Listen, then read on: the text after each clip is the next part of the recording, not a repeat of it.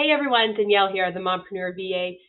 Today I'm excited to start a new segment. It's a Q&A that I'm doing where I ask some questions out there for some of the people that I've coached and people that were interested in being freelancers to just ask me some of their questions in a written format for me to be able to do some videos and respond because I feel that their questions are probably pretty similar to a lot of other people's out there.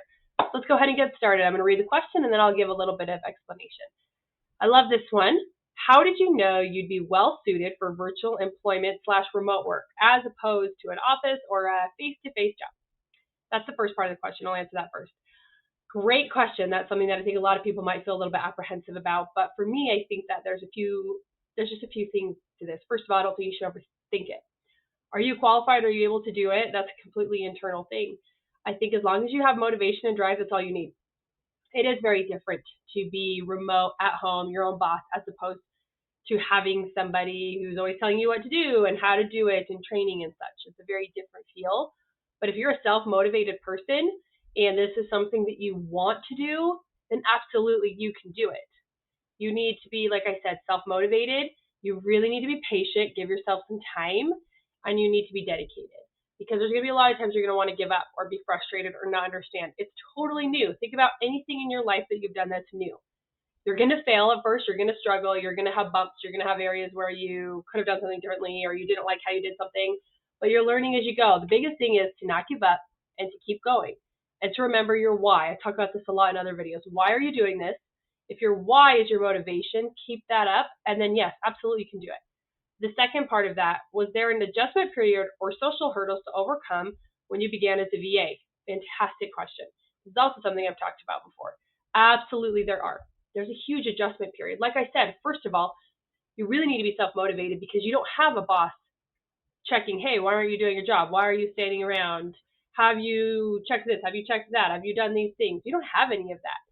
You have clients maybe that are checking in and asking where things are, but as far as what you're doing, you're probably by yourself or maybe you're in a cafe or something, but you're your own boss. Nobody's checking in on you and seeing what you're doing.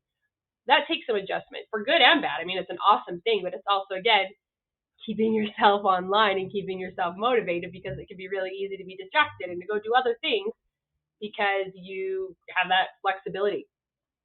So that's one area that it can be really different. But another huge part is going to be that socialization factor. So that's a big hurdle that I had to overcome. I'm a very social person and I love to talk. I love to interact.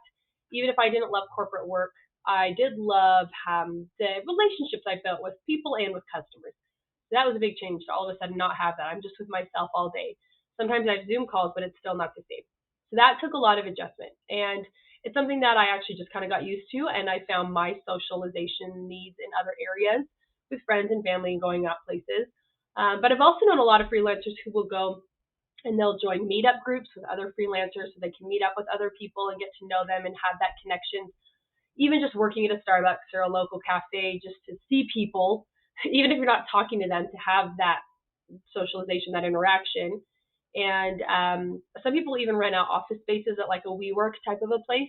Again, so they're interacting with other people. So there's a lot of ways that you can combat some of those struggles of transitioning to where you're still getting what you need. And maybe you realize as time goes, you don't need to be out as much. You don't need the cafes and the WeWorks as much. You enjoy and have gotten more used to working just with yourself. And then you can start doing a home office. Maybe you flourish at your home office and you love that you have that space and you're not surrounded by people. Or maybe you'll forever just always work in public offices because you love it. But either way, there's ways that you can really easily manipulate and overcome, and maneuver is the word, maybe better than manipulate, some of those struggles.